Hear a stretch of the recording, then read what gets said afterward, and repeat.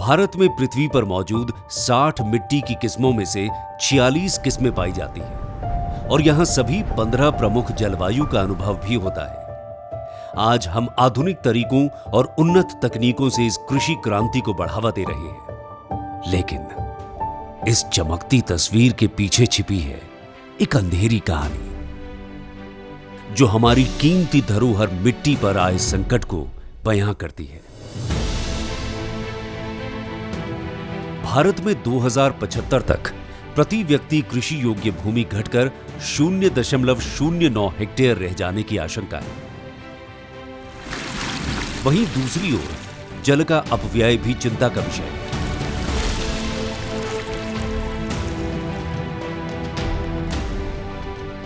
कृषि भूमि में 71.6 million hectare सिंचित क्षेत्र है, लेकिन अब जल संकट के काले बादल भी मंडराने लगे हैं।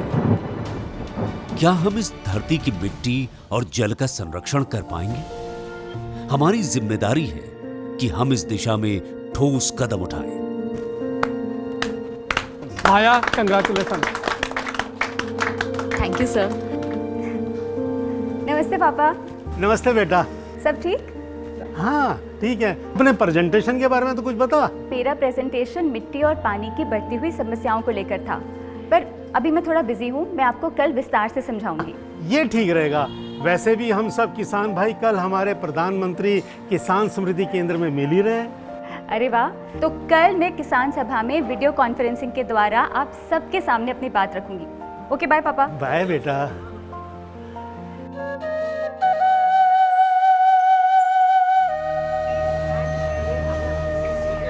अरे शंभू, आज इतनी बड़ी टीवी में क्या दिखाएगा? कोई नई फिल्म रिलीज हुई है क्या?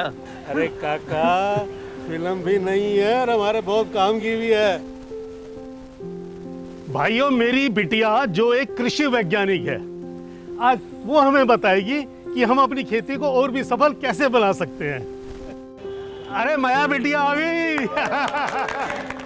आप सबको नमस्ते और प्रणाम। जैसा कि हम सब जानते हैं कि आज पानी की समस्या के साथ साथ मिट्टी की उर्वरा शक्ति भी क्षीण होती जा रही है, जिससे हमारे किसान भाइयों को कई कठिनाइयों का सामना करना पड़ रहा है। हाँ बेटा, बात तो 16 आने सच है, पर तू ये बता इसे कैसे ठीक करें? वही बताऊंगी आज। पहले मैं मिट्टी की सेहत पर हो रहे दुष्प्रभावों और निवारण के बारे में बात करूंगी और फिर पानी और दूसरे उपायों के बारे में। मिट्टी खराब होने के 2 प्रमुख कारण होते हैं। एक तो हमारे द्वारा की गई गलतियां और दूसरा प्राकृतिक कारण। आइए सबसे पहले जानें कि हमने अपनी मिट्टी के साथ कैसा दुर्व्यवहार किया है। इन्हें मानव जनित या एंथ्रोपोजेनिक कारण भी कहते हैं। हमारे कार्य और जीवन शैली प्राकृतिक प्रक्रियाओं में तेजी से बदलाव ला रहे हैं। वन, जो कि पृथ्वी का सुरक्षा कवच है, बड़ी तेजी से घट रहे हैं। जैसे जैसे हम पेड़ों को काटेंगे, मिट्टी की पकड़ कम होगी और हमारा एक विशाल क्षेत्र अपरदन के कारण धीरे धीरे वीरान भूमि में बदल जाएगा। निरंतर खेती और खराब फसल चक्र, यानी एक ही फसल को बार बार उगाने से मिट्टी से उसके जैविक तत्व और पोषकता खत्म हो जाती है। अत्यधिक चराई मिट्टी से पौधों की सुरक्षा घटाती है। जैसे ही जमीन पूरी तरह से चर जाती है, उपजाऊ मिट्टी धूल में बदल जाती है। शहरी विस्तार उपजाऊ भूमि को तेजी से निगल रहा है। इसके बाद एक ऐसी भूमि बचती है जहां खेती नहीं की जा सकती। विषैले रसायन और कचरा मिट्टी को जहरीला बना रहे हैं। कीटनाशक और औद्योगिक प्रदूषण मिट्टी के गहरे हिस्सों तक समा जाते हैं, जिससे भूमि निर्जीव हो जाती है। जैविक तत्व मिट्टी की आत्मा है, लेकिन ये लुप्त हो रहे हैं। इसके बिना मिट्टी पानी और पोषक तत्वों को रोकने की क्षमता खो देती है, जिससे जमीन कठोर और बंजर हो जाती है। यानी मिट्टी की इतनी सारी परेशानी का कारण हम ही हैं? और हम जानते हुए अनजान बने रहते हैं। गलती हमारी ही है। जाने अनजाने में हमने ही ये सब किया है। चलिए देखते हैं कि अलग अलग तरह की प्राकृतिक आपदाएं किस तरह से मिट्टी को नुकसान पहुंचाती हैं। भारत की 1/3 से अधिक भूमि मिट्टी के कटाव और क्षरण से प्रभावित है। मिट्टी का क्षरण केवल एक पर्यावरणीय समस्या नहीं है, ये एक संकट है जो हम सभी को प्रभावित कर रहा है। कारण प्राकृतिक शक्तियों का एक जटिल जाल जो देश के विविध भौगोलिक क्षेत्रों में अपनी तबाही मचाता है। मिट्टी हमारे जीवन का आधार है। चलिए मैं एक वीडियो दिखाती हूँ। ये है श्री पोपटराव पवार। उन्हें उल्लेखनीय योगदान के लिए भारत सरकार ने पद्मश्री से सम्मानित किया।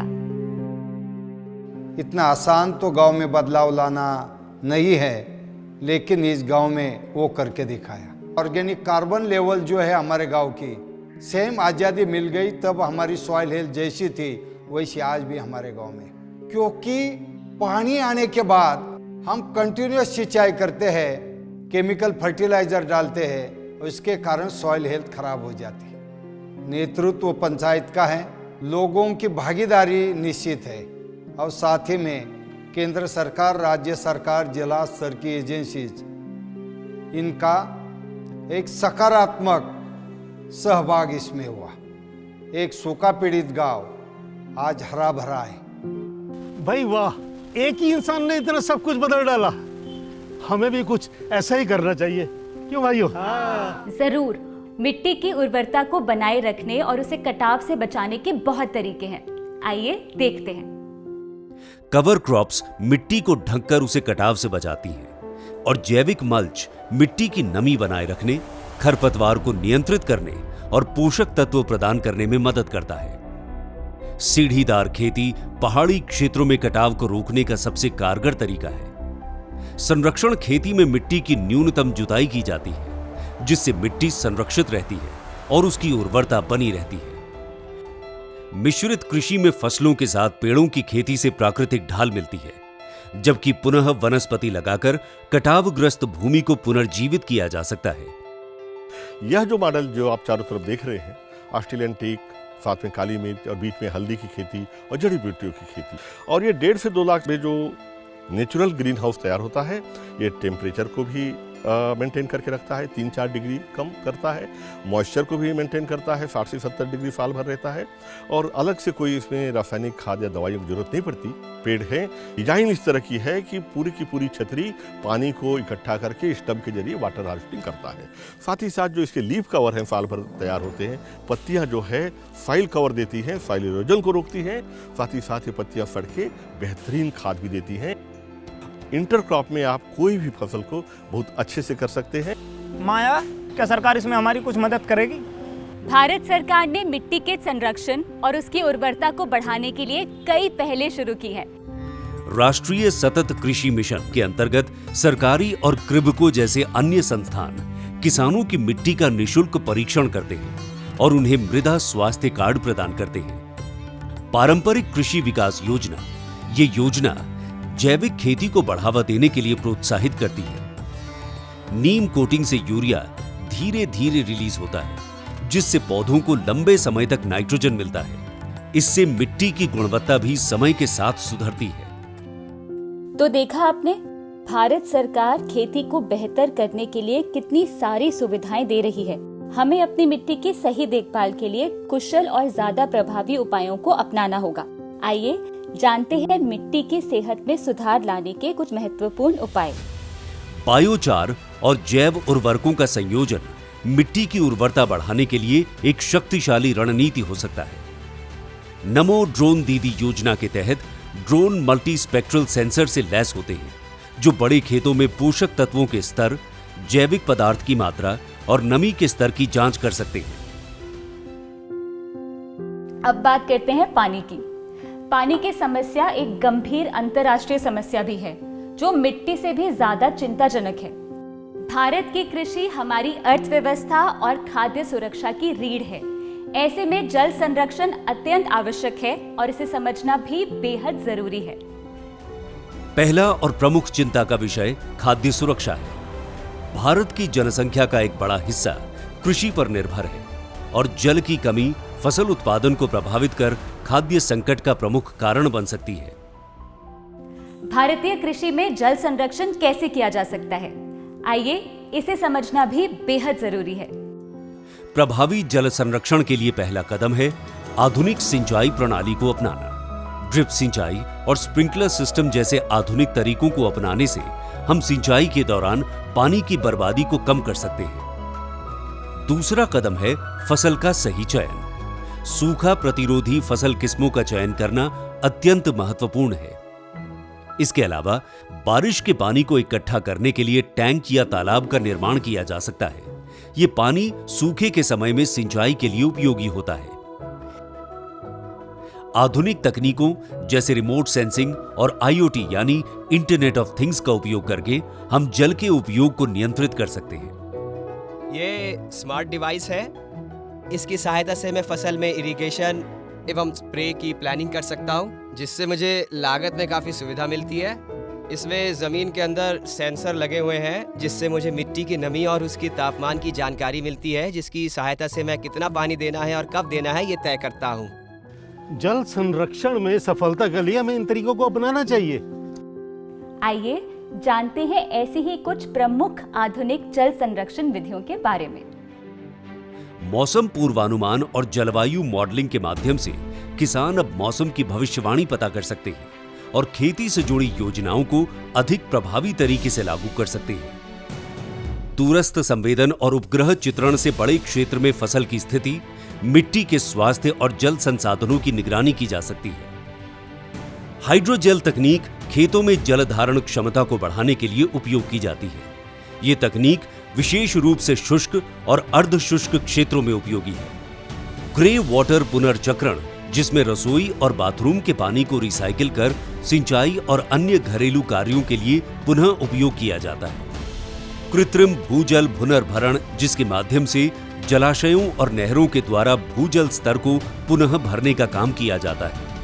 वाटरशेड डेवलपमेंट की वजह से जहाँ पे बैरन लैंड है वहाँ पे हम ज़्यादा से ज़्यादा मिट्टी बचा सकते हैं, पानी को बढ़ावा दे सकते हैं और उसके साथ पेड़ पौधों को भी बहुत अच्छे से ख्याल रख सकते हैं।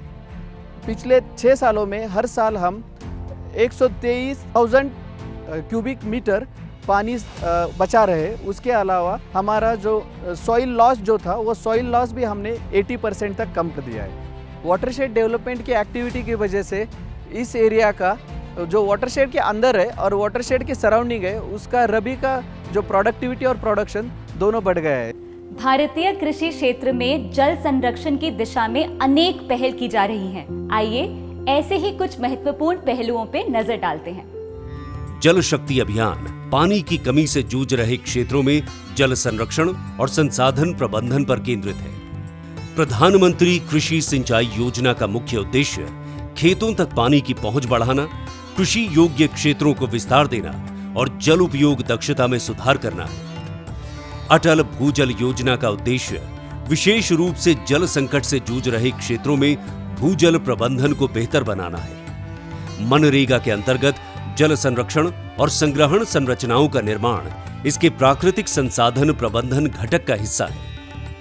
पीएम कुसुम योजना के तहत भारत सरकार खेतों में सोलर पंपों की स्थापना और मौजूदा ग्रिड कनेक्टेड पंपों के सौरीकरण के लिए 30% से 50% तक की केंद्रीय सब्सिडी प्रदान कर रही है। ये योजनाएं काफी कारगर और हमारे हित में भी है। हमें इनसे लाभ लेना चाहिए। भारत में कृषि तकनीकें तेजी से विकसित हो रही हैं, जिससे जल संरक्षण, उत्पादकता और संसाधनों की कुशलता बढ़ाने पर ध्यान दिया जा रहा है। भाई मुझे तो बहुत सारी नई जानकारियां मिली। तो देखा आपने कैसे हम आधुनिक और पारंपरिक खेती के सही उपायों से अपने खेतों में सोना उगा सकते हैं। उम्मीद है आज की ये मीटिंग आप सबके लिए अच्छी रही होगी। अरे बेटा, अरे ज्ञान के साथ साथ नायाब तरीके भी देखने को मिले। आइए मिलकर एक नई शुरुआत करें। अगर आज हम कदम बढ़ाएंगे तो कल की पीढ़ियों को हम एक हरा भरा भविष्य सौंप सकेंगे।